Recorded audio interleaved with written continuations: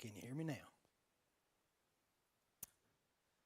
So in our youth Sunday, all of our youth opted to teach outside of the quarterly, leaving a really good lesson for me out of Joshua chapter 4. But as I got into Joshua chapter 4, I knew that I was also going to be looking back at Joshua chapter 3.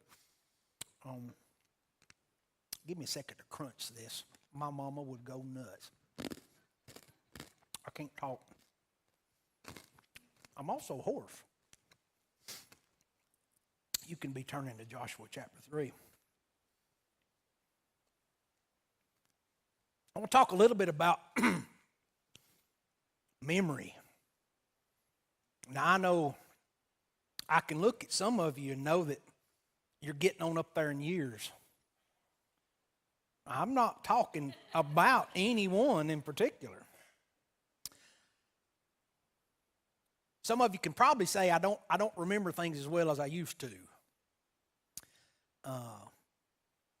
I feel like I have always had a really good memory for detail. Joey, do you have the picture that I sent you? It's been 31 years ago that sad group of boys right there lost in the state championship. 31 years ago, Preston. I'm in there. I'm one of those sad faces. Ain't no smiles when you lose in the state championship.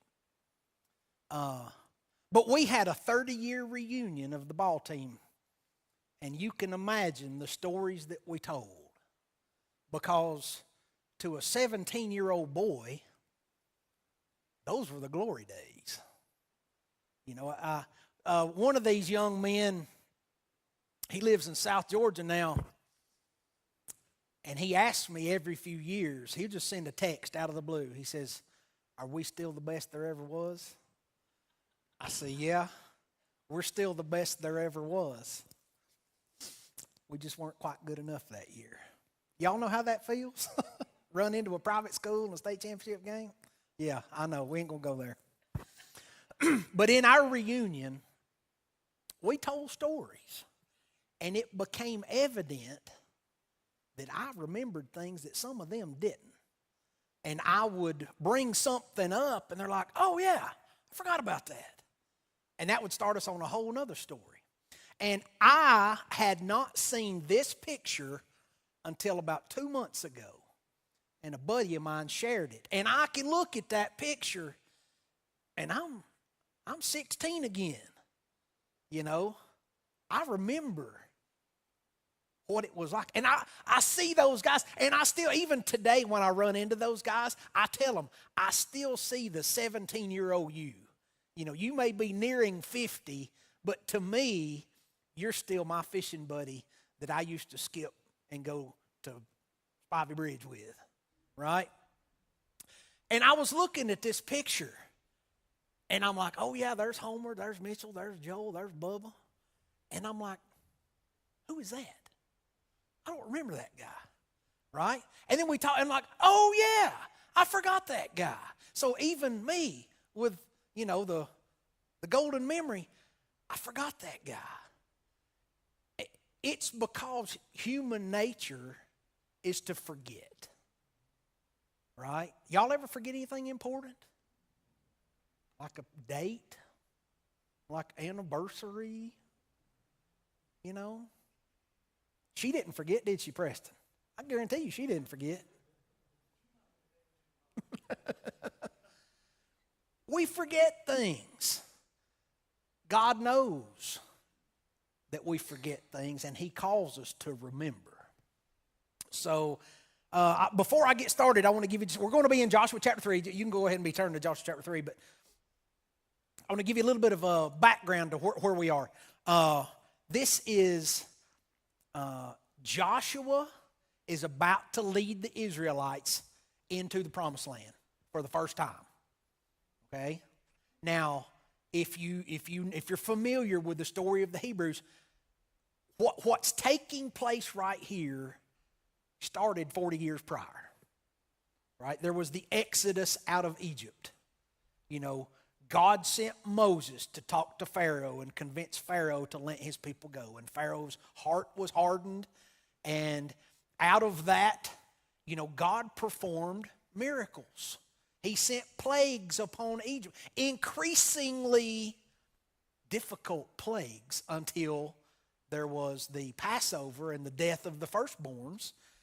And finally, Pharaoh, you know, his heart was hardened, but he said, you know, Moses, take your people and leave. And Moses led God's children out of Israel. And Pharaoh changed his mind. And Pharaoh said, no, we're going to go bring them back. And we know that God had manifested himself as a pillar of cloud by day and a pillar of fire. Think about that. To look and see the presence of God in a cloud or a pillar of fire and know that's my God, right? So you've got a whole nation that witnessed that. And Pharaoh chases them into the desert, and they come to a dead end. They came to the Red Sea. What do we do now? We were better off in Egypt, right? And God showed up. And standing on the shore of the Red Sea, Moses waved his hand over the Red Sea, and the waters parted on the left and on the right. And God's people walked across on dry land. The Bible says dry land, right? And then closed it in upon Pharaoh and his army. People saw that. Barry, how long do you think it'd be before you forgot that? Long time. I'd hope I'd remember that to my grave, right? The people continued on, headed to the land that God had promised them. That's why we call it the promised land. And they got there, and they sent spies in to check it out. And the spies came back, and they said, it's everything God said it would be. Y'all should see it. Matter of fact, look at this cluster of grapes that we're carrying between two men because it's so big. It's a land flowing with milk and honey. It's everything he said it would be. Nevertheless, what'd they say? There's giants over there. So big that we look like grasshoppers to them. They stopped believing God's promise right then. Yes, it's everything God said it would be, but nevertheless, there's giants over there. We're not equipped to face giants. Had they forgotten the cloud of, like the cloud by day and the pillar by night? Had they forgotten that already? That the God that delivered them and parted the Red Sea couldn't deliver them from these giants? And God got angry. And you know, we know the story. God said, this generation will not pass into the promised land. Right? And so if you dig into it, it's like anyone from about age 20 up, they said, you're the generation of doubters, and you're not going to see it. So then they wandered, lost, for 40 years.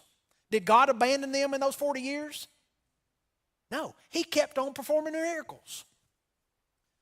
When I talk about the nation of the Israelites, I'm talking millions, right? I mean, I've heard estimates of 5 to 6 million people, okay? I've heard estimates of 5 to 6 million men, which would mean far more people if you include women and children. Regardless, it's a lot of people. Now, let's talk about logistics. Most Wednesday nights when we do a meal, I try to plan for 100 people, right? We're going to cook for 100. Logistically, that's got, you know, obstacles. I typically cook for 5 unless Chetley's coming over, and then I cook for 8. You know, he's an athlete. He's a teenage boy, right? We never have leftovers.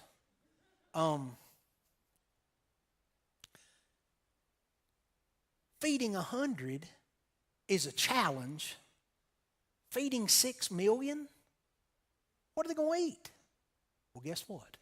God's got a plan. God provided for them daily.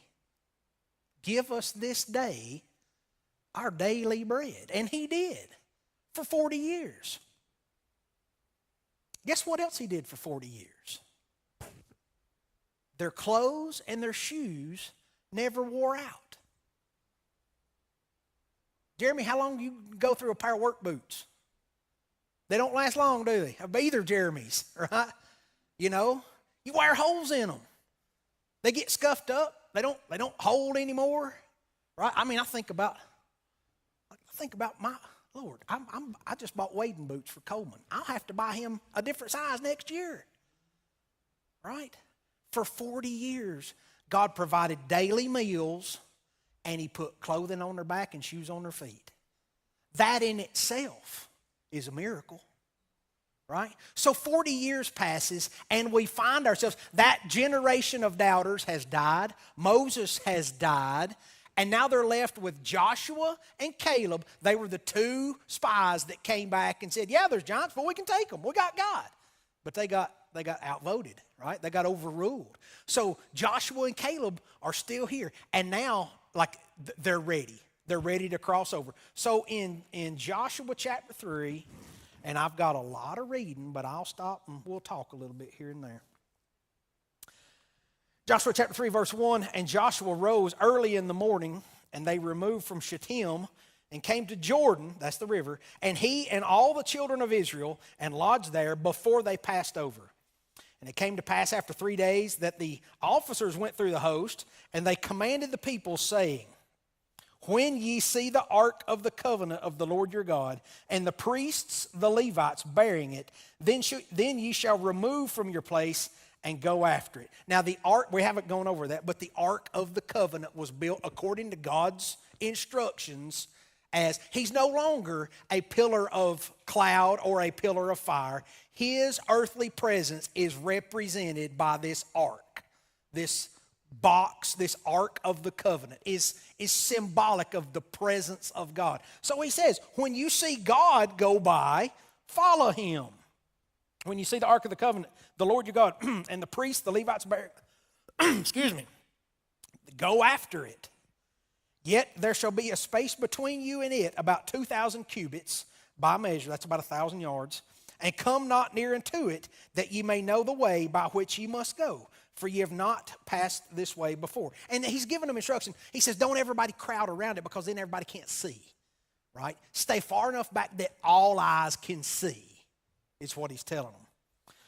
And Joshua said unto the people, sanctify yourselves for tomorrow. He says, set yourself apart. Tomorrow's a special day. God is going to do a work, so get ready. And I think about, the day that we set aside for worship in the house of God. We show up here on Sunday mornings. Do you show up ready? Have you sanctified yourself and God? Like,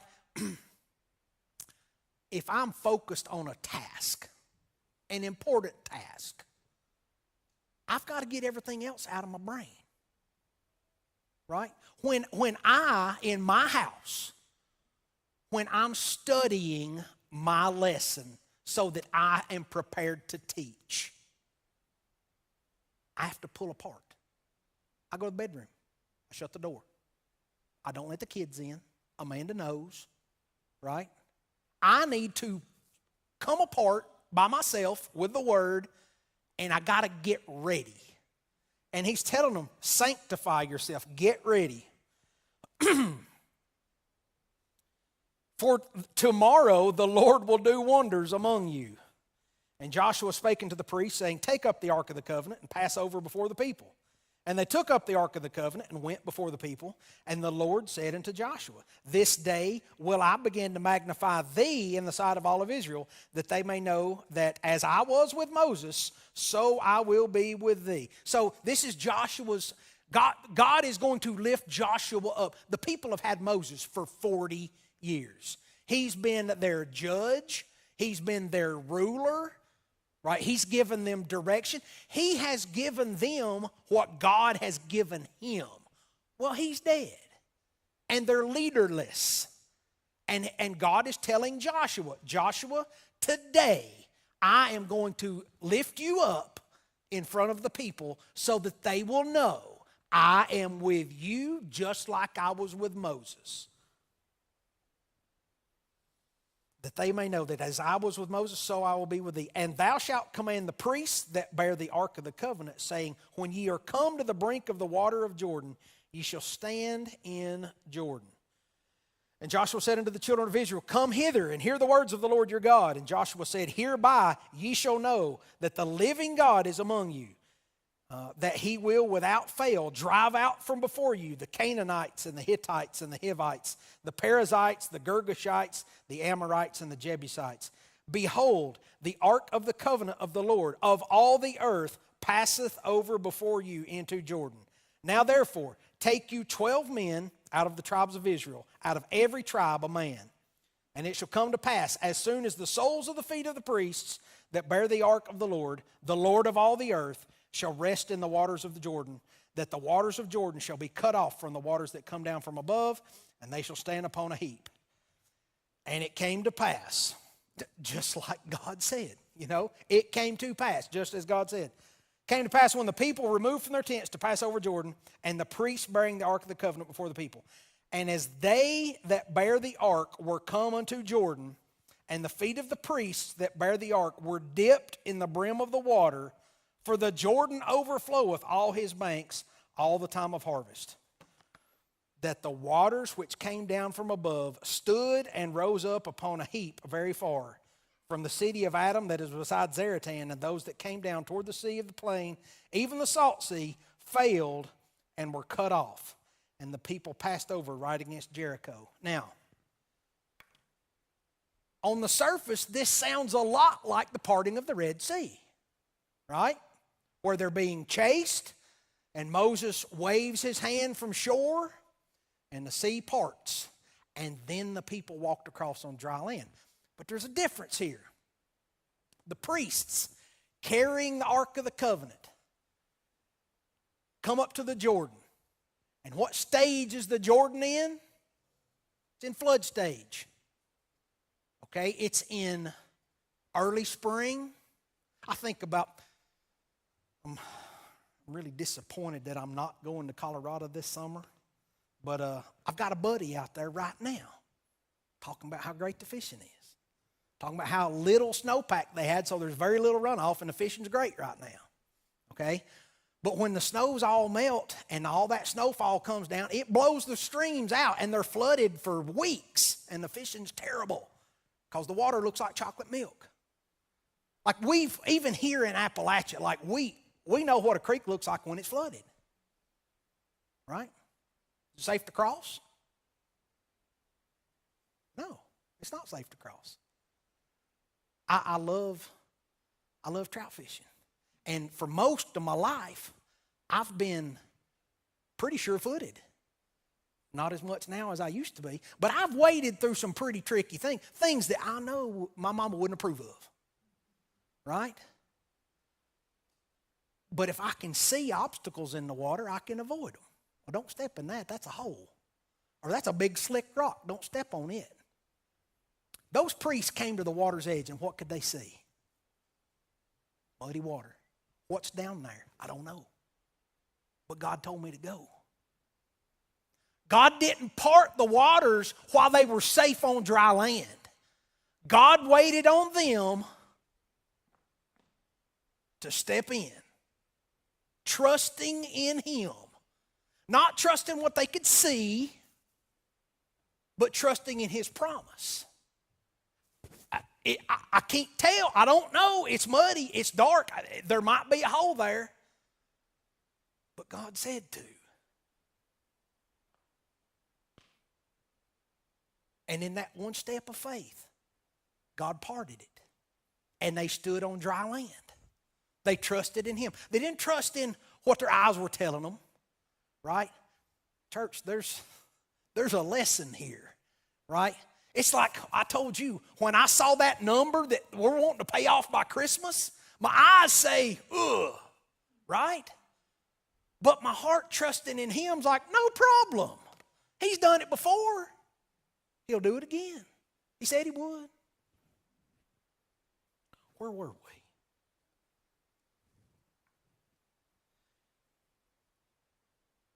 Verse 17, and the priests that bear the ark of the covenant of the Lord stood firm on dry ground in the midst of Jordan. And all the Israelites passed over on dry ground until all the people were passed clean over Jordan. Now I want you to realize the people have been following the priests carrying the ark until the priests stepped into the river. Hey, you know, we hear about like the Jordan River. Do you have a mental image of what it looks like? Do you? I hope you do. I've never been there. I've only seen pictures. It's a lot smaller than I thought it would be. Right? You know, like it's a big creek. But in flood stage, Wayne, a big creek will drown you. Right?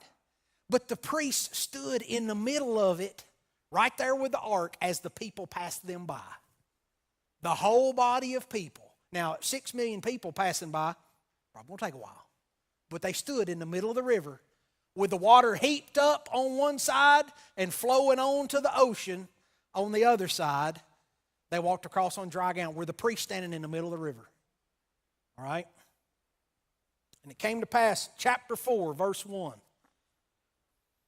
When all the people were clean passed over Jordan, that the Lord spake unto Joshua, saying, take you 12 men out of the people, out of every tribe a man, and command them, saying, look, they're picking one man from every tribe. You know why they're doing that?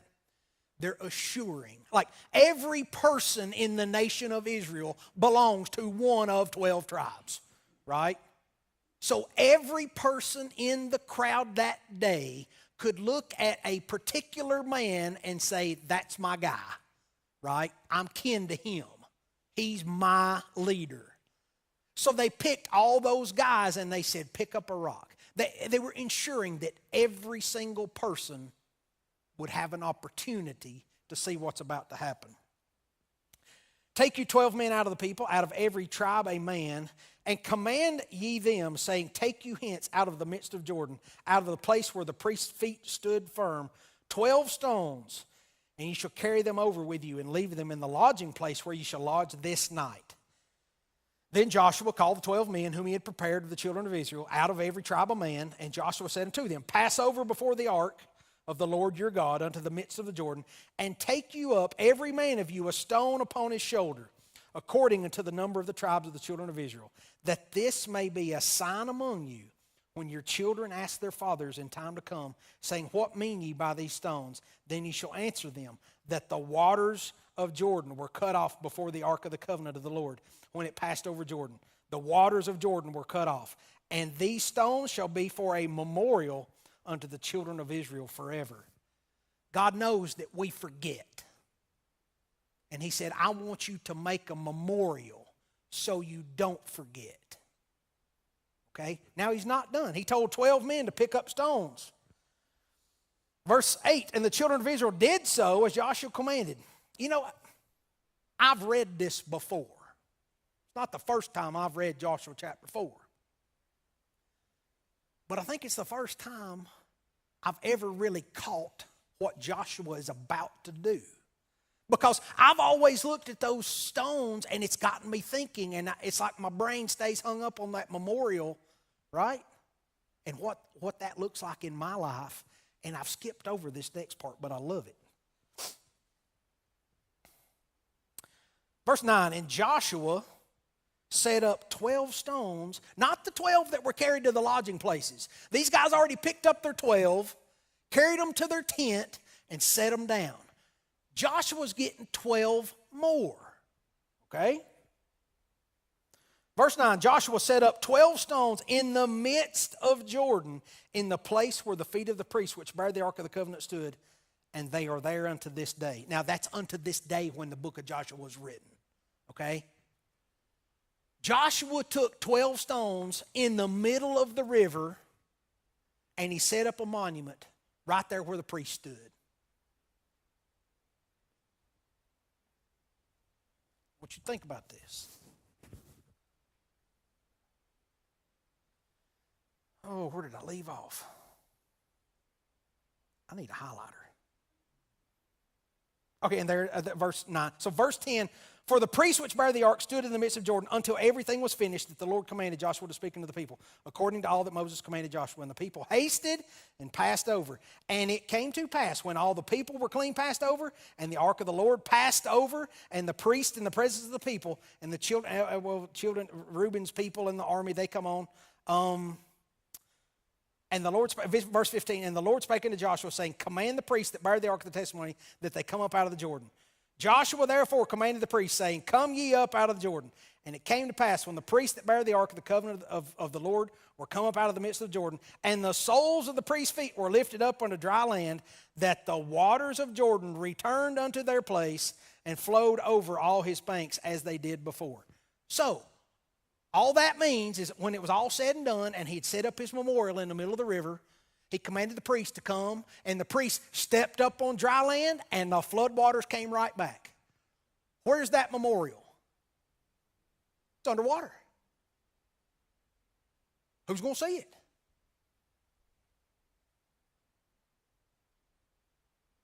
Let me tell you who. I know this. We commented on this very thing on the way here. Amanda looked out at Woods Grove and she said, is the lake full yet? I said, it's about 1.5 feet from being full. I said, but Notley is still 6 feet below full pool. Why, Dad? Because we're in a drought. Sometimes a drought comes. What's that do to the creek levels? Hard times come. Drought comes. And the creek levels drop. Lord, what are we going to do? Look out there in the middle of the creek. Right under our nose, and we can't see it most of the year until hard times come. What is that out there? That's a monument. What's that monument mean? Let me tell you what it means. It means God keeps his promises. Right? In the hard times and in the drought, I can look out there and say, it's dry now, but the water will come back up. I don't know about y'all. That talks to me right there.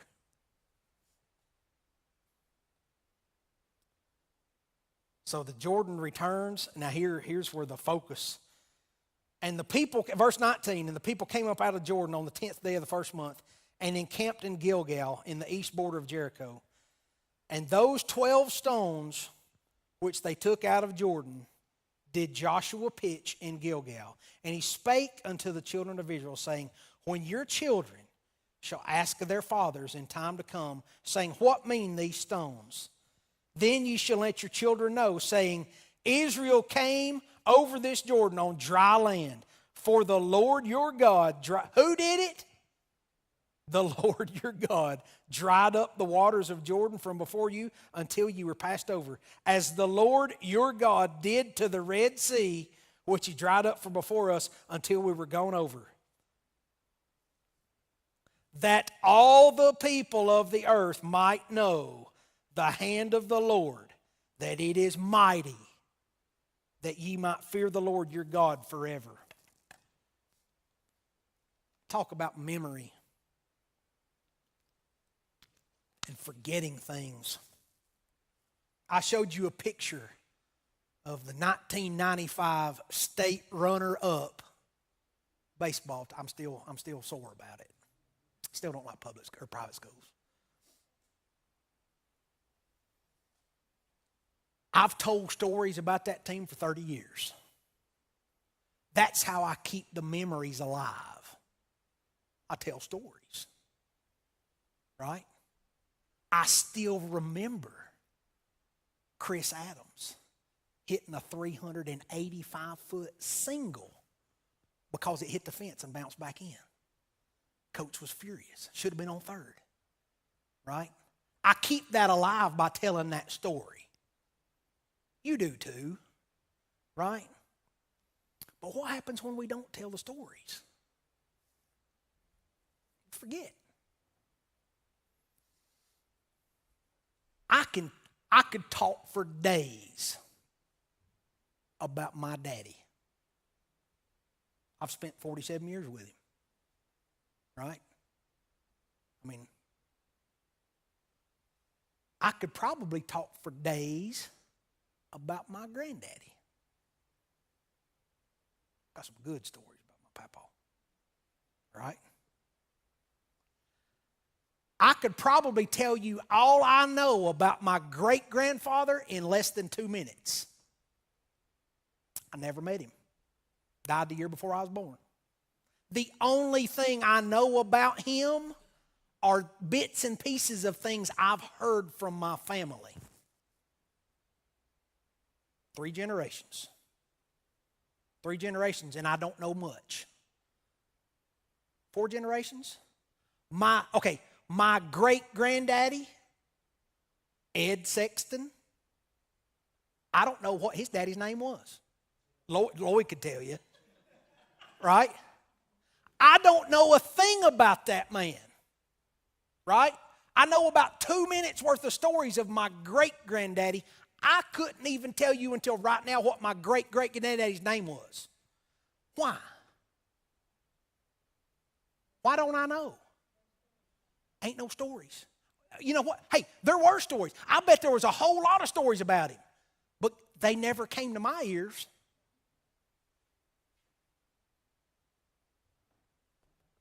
That monument of stones was specifically when your children ask their fathers, what's that all about? You tell them, right? There's already at this point an entire generation of people that have died that didn't see the Red Sea and didn't see the pillar of cloud and the pillar of fire. So you better tell them. So I ask you, what Jordan has he brought you through? And who needs to know about it? You got a monument you need to build? You got some stories you need to tell? So that when your children ask their fathers, what does this mean? You can tell them, God showed up. It's what God did. For the Lord your God did this. Now, I'm a dad of 3 kids. This hits me pretty hard that I need to ensure my children know what God has done for Daddy so that they will know He keeps His promises and He'll do for them.